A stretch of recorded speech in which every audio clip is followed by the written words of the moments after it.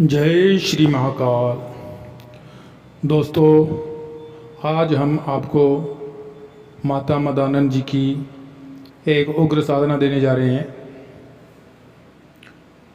और इस साधना को करके आप अपने जीवन को और अपने जीवन की हर प्रकार की समस्याओं को दूर कर सकते हैं और अपने जीवन को सफल बना सकते हैं। सभी आदरणीय साधक साधिकाओं एवं बुद्धिजीवी और विद्वान जितने भी इस वीडियो को मेरे पढ़ रहे हैं, देख रहे हैं, उन सभी को मैं प्रणाम करता हूँ। सभी साधक भाई बहनों, यह साधना एक इतनी उग्र, भयंकर एवं तीव्र साधना है जिसकी शुरुआत तो बहुत सौम्यता से होती है, लेकिन बाद में यह शक्ति बहुत उग्र हो जाती है और सिद्ध होने के बाद साधकों को किसी भी आए हुए याचक की हर समस्या का निदान करने की शक्ति प्राप्त हो जाती है। यह मंत्र गुरु शिष्य परंपरा के अंतर्गत है, लेकिन मैं आपको यह प्रसंग वश मंत्र दे रहा हूँ। सबसे पहले एक बात मैं बताता हूँ, आप कितनी भी उग्र साधना कीजिए, लेकिन उस उग्र साधना को कंट्रोल करने के लिए, उस एनर्जी को कंट्रोल करने के लिए आपको शिव की शक्ति या गुरु की शक्ति की आवश्यकता होती है। जो साधक अपने गुरु, अपने इष्ट एवं अपने मित्र पर भरोसा रखकर चलेगा वह अवश्य ही सफल होगा। लेकिन यह आप कभी ना सोचो कि आप इंटरनेट से या किसी पुस्तक से कोई मंत्र या और विधि देख लोगे और आप सफल हो जाओगे, क्योंकि अगर कोई भी व्यक्ति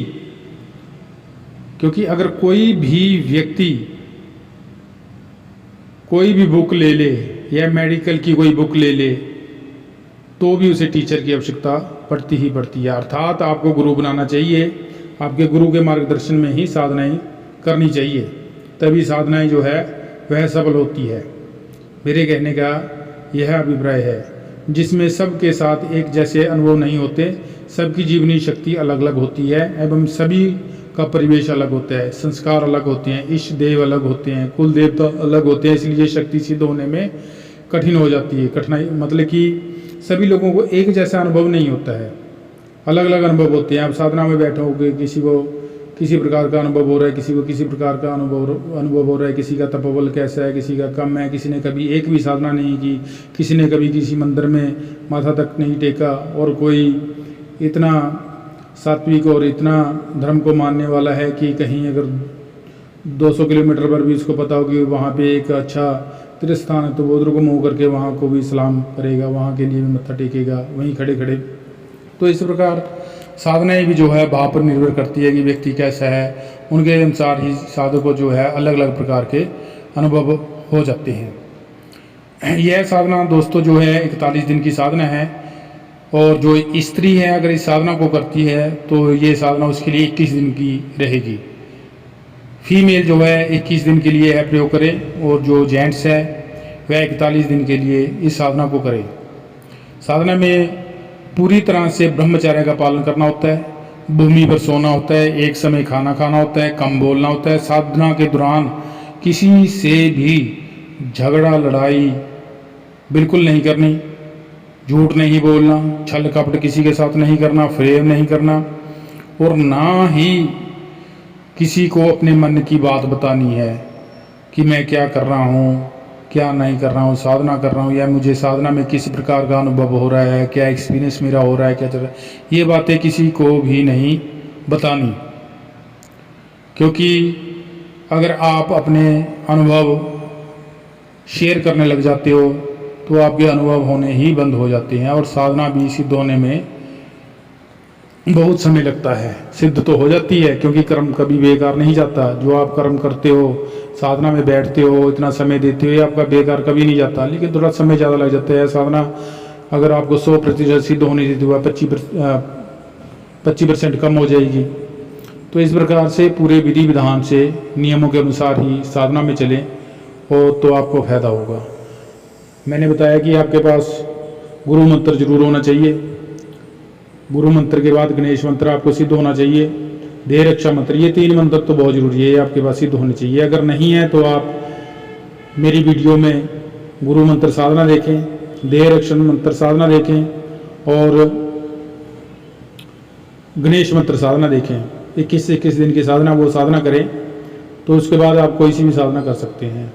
अगर नहीं आपके पास समय इतनी साधना करने के लिए, तो आप हमारे डिस्क्रिप्शन में दिए हुए गुरु मंत्र, गणेश मंत्र, देह रक्षा मंत्र को एक एक माला करने के बाद भी साधना को कर सकते हैं।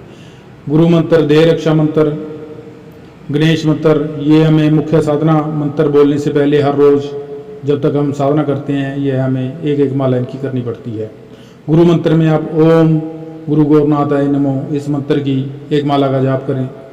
गणेश मंत्र के लिए ओम गणेशाय नमः इस मंत्र की एक माला का जाप करें। और देह रक्षा मंत्र भी हमने डिस्क्रिप्शन में दे रखा है, उसे भी आप उसकी भी एक माला का जाप करें। वैसे तो ये तीनों मंत्र जो है 21 दिन की साधनाएं उठाकर इनको पहले सिद्ध करना पड़ता है, तब ये अपना पूरा असर दिखाते हैं। डिस्क्रिप्शन में हमने लिंक दे दिए वीडियो के, या आप हमारे चैनल पे भी फाइंड आउट कर सकते हैं, ढूंढ सकते हैं ये तीनों साधनाएं, और वो साधना ही कीजिए। इसके बाद किसी प्रकार की साधना कीजिए, आपको कोई डर भय की कोई आवश्यकता नहीं होगी। तो इस प्रकार आपने ये साधनाएं करनी है। अब आपको बताते हैं कि यह आपने क्या और किस प्रकार करना है। तो दोस्तों, ये साधना शुरू करने से पहले आपने सुबह ही खेड़े के मंदिर पे जाना है, जो भूमिया खेड़ा होता है, क्षेत्रपाल होता है, नगर खेड़ा, वहाँ पर आपको जाना है। एक लोटे में जल लेकर जाना है और वहाँ खेड़े बादशाह को वहाँ पे स्नान करवाना है और उनका भोग लेकर जाना है। किसी प्रकार का जो भी आप भोग देते हैं खेड़े बादशाह को, नगर खेड़े को, भूमि खेड़े को, वो भोग लेकर आपने जाना है, खेड़े को भोग देना है। और खेड़े बादशाह के ये जो मंत्र मैं आपको बता रहा हूँ 11 जाप इस मंत्र के आपने करने हैं। मंत्र सुनिए। ओम नमो आदेश गुरु जी, जाग रे जाग, 2200 ख्वाजा, 2300 कुतुब, शिव गोरा की आन, जाग जा दादा भूमिया, मेरे गोरख गुरु का रखमान, दुहाई तेरी माता की। इस मंत्र की आपने 11 बार जाप करना है और उसके बाद अपने घर वापस आ जाना है। फिर आपको आपने घर में आकर ख्वाजा पीर की नियाज बनानी है, थोड़े से मीठे चावल बनाने हैं आपने, और नियाज बनाने के बाद आपने शाम के समय जो है ख्वाजा पीर के पास जाना है। ख्वाजे की कोई दरगाह हो या ख्वाजा कहीं पे पानी बहता हुआ पानी का कोई नदी वगैरह हो, वहाँ पर आपने चले जाना है। ख्वाजे की नियाज जो है ख्वाजे में अर्पित करनी है, वहाँ पर धूप दीप जलाना है। और ये जो मैं आपको मंत्र बताने जा रहा हूँ, इस मंत्र का आपने 3 माला का जाप करना है। मंत्र सुनिए। ये जो है ख्वाजा पीर की कलाम है। 3 मालाएं आपने वहीं पर बैठकर इस मंत्र की करनी है। बिस्मिल्लाहिर्रहमानिर्रहीम, 2200 ख्वाजा, 5 पीर, उठ मेरे जिंदा पीर, दुहाई मौला अली की, बीबी फातिमा की, दुहाई मेरे उस्ताद की। इस माला की आपने इस मंत्र की आपने 3 मालाओं का जाप वहीं ख्वाजे की नियाज देने के बाद करना है और उसके बाद आपने घर आ जाना है। मंत्र आपको ये डिस्क्रिप्शन में मिल जाएंगे, दोनों, खेड़े भूमिया का भी और ख्वाजा पीर का भी। उसके बाद आपने घर में आ जाना है। घर में आकर रात्रि 10 बजे से जाप शुरू करना है और 11 माला जाप करना है। इसका मंत्र ऐसे है, जो माता मदानन का मंत्र है वो इस प्रकार है, जो मुख्य मंत्र है माता मदानन की सिद्धि का। मंत्र सुनिए।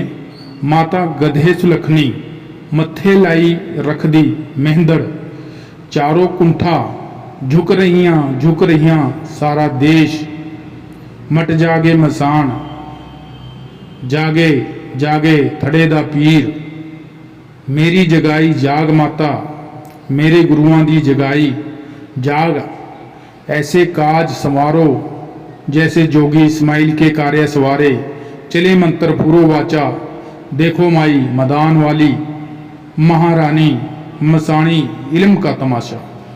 यह मंत्र साथियों आपको डिस्क्रिप्शन में भी मिल जाएगा। इस मंत्र की आपने जो है 11 माला का जाप करना है रात को 10 बजे। विधि सुनिए।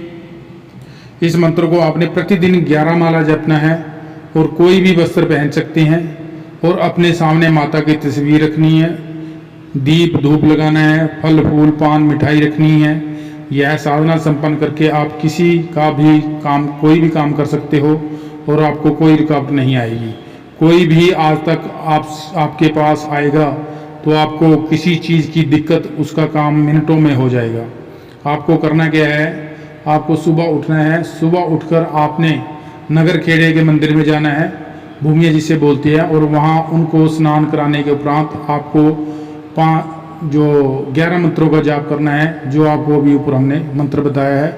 उसके बाद आपने अपने घर आ जाना है और घर आने के उपरांत फिर आप घर में और कोई काम कर सकते हो किसी प्रकार का, लेकिन घर से बाहर नहीं जाना है। आपको फिर शाम को ख्वाजा पीर की हाजिरी तैयार करनी है और उस हाजिरी में मीठे चावल बनाने हैं ख्वाजा पीर की नियाज में।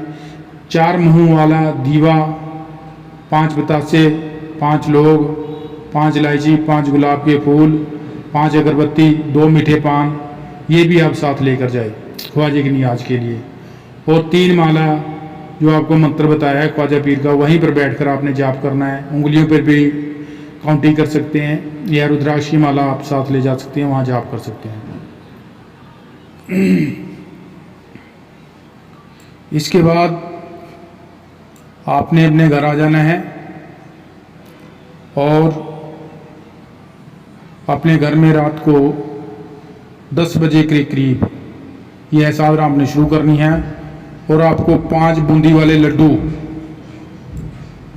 5 बतासे, 5 गुलाब के फूल, 2 सेंट, 2 मीठे पान, 5 लौंग, इलायची, सभी को एक काजल का टीका लगाना है। धूप, दीप और 2 दिए चलेंगे, एक देसी घी का जलेगा और एक सरसों के तेल का। आपको वहाँ बैठकर 11 माला जाप करनी है। माँ की जो मंत्र पहले दिया गया आपको ऊपर बताया है, उसको करने के बाद आपने यह सारा सामान ले जाना है किसी खाली ग्राउंड में। वहाँ 4 मुँह वाला दिया लगाकर माँ को अगरबत्ती लगाने के बाद यह सारा सामान ग्राउंड में रख देना है। दिया आप चाहे ना भी लगाओ, दिया जो आपने एक देसी घी का, एक सरसों का लगाया है चौकी पे, वो वहीं लगे रहने दो अपने घर में ही। और जितना भी सामान है उसे आप मैदान में छोड़ सकते हो हर रोज़। ये हर रोज़ लगेगा 41 दिन तक, जितना भी सामान बताया है। कपड़े आप किसी प्रकार के डाल सकते हो, आसन किसी प्रकार का हो। मुख जो है आपने वह पूर्व की तरफ रखना है और आसन पर बैठकर अपने सामने लकड़ी तो चौकी का बेजोड़ लगाकर उसके सामने आपने माता अम्बा की फोटो लगानी है, उसका पूजन करना और जितनी भी सामग्री आपको बताइए अपने सामने रखनी है। और गुरु मंत्र, गणेश मंत्र, देह रक्षा मंत्र का जाप करने के बाद अपने 11 मंत्र माता अम्बा की मंत्र की करनी है, जो आपको ऊपर मंत्र बताया गया है। और मंत्र 11 मालाएँ पूरी होने के बाद जो है वह भोग जो रखा है वह आपने किसी भी मैदान में छोड़कर आ जाना है। घर में हाथ मुँह धोकर प्रवेश करना है, पीछे मुड़कर नहीं देखना है। इस प्रकार यह है साधना आपकी 41 दिन चलेगी। 41वें दिन आपको इसी प्रकार से यह करने के बाद माता मदानंद के मंदिर में जाना है।